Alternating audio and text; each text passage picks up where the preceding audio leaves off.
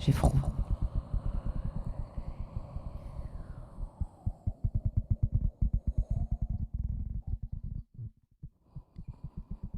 Toutes mes parois sont glacées.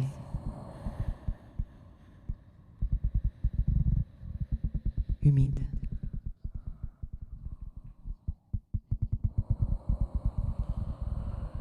Il y a longtemps que personne ne les a réchauffées. C'est le grand silence en moi. Les yeux fermés, le corps et les espoirs endormis. J'attends que le soleil revienne, qu'il me chatouille à nouveau les paupières, qu'il apaise mes frissons, qu'il réchauffe ma peau et mes pensées engourdies par l'hiver. Quand il est là, mes os se remettent à travailler, à se mouvoir. Leur craquement irrégulier est le concert qui m'extirpe de mon si long sommeil. Il ne me reste que cet espoir-là, le retour du soleil. J'ai froid. Je suis pétrifiée. Le silence et le vide à l'intérieur de moi me rongent. Le temps s'est figé sur ma solitude et sur mon chagrin. Les rires et les joies d'antan m'ont déserté. Et je commence à me dire que je suis vieille et que plus personne jamais ne me choisira. J'ai froid. Tout est gris dehors, sans relief. Mes lucarnes sont tendues vers les montagnes au loin qui me regardent, elles aussi. Pas un coup de vent pour remuer mes antennes, faire craquer mes planches et claquer mes volets. Certaines de mes fenêtres n'en ont pas, ou plus. Dans les couloirs, quelques raies de lumière se croisent, mais ils ne sont plus assez grands pour me réchauffer à cette heure. Mon corps en entier est sur le point d'être englouti par la nuit.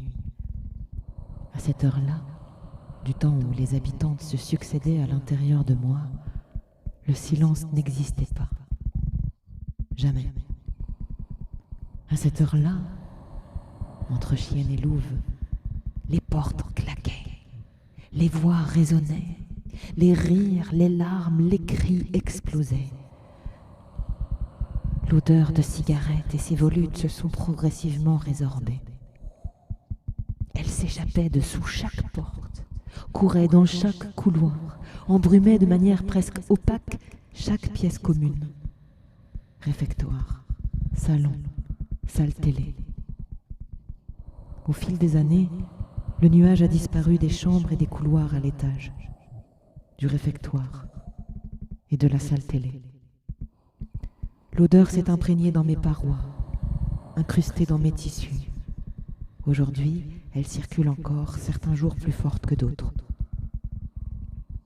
Elles ont résisté au courant d'air, au vide, au temps. Certaines voix non plus n'ont pas voulu partir.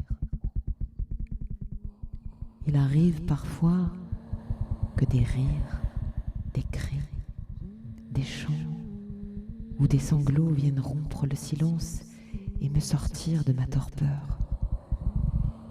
Il arrive, lorsque mes forces sont en déclin, que les voix reviennent pour me bercer. Elles me disent que je suis encore là. Elles me disent que si mes rêves et quelques-unes de mes parois s'effritent, je reste là, dressée sur mes hauteurs et ancrée dans le sol. À la tombée du jour et de l'espoir, elles me rappellent que j'ai été leur refuge et que jadis, c'est moi qui les berçais. Elles me disent qu'elles continuent de m'habiter. Elles me disent que moi aussi j'ai résisté au courant d'air, au vide et puis au temps. Dehors, j'entends les oiseaux. Qu'il vente, qu'il pleuve, ou bien que le soleil brille, ils sont toujours là. Quand ils ont refermé la porte sur ma solitude, je pensais que cela ne durerait pas. Je pensais que la lumière reviendrait, que l'on continuerait à s'occuper de moi. Je croyais que d'autres habitants, d'autres habitantes succéderaient aux anciens et aux anciennes, et que l'oubli ne viendrait pas si vite. Mais plus personne ne vient me voir.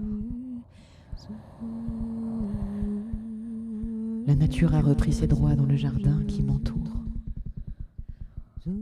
Les herbes folles ont colonisé chaque parcelle de mon terrain. Les oiseaux ont repris leur règne et attirent les chats des voisines et des voisins. Mes volets se sont refermés sur les âmes de celles qui ont vécu en moi. Toutes ces histoires déposées entre mes murs. J'ai l'éternité devant moi pour me les raconter encore. J'ai l'éternité devant moi pour me les raconter encore.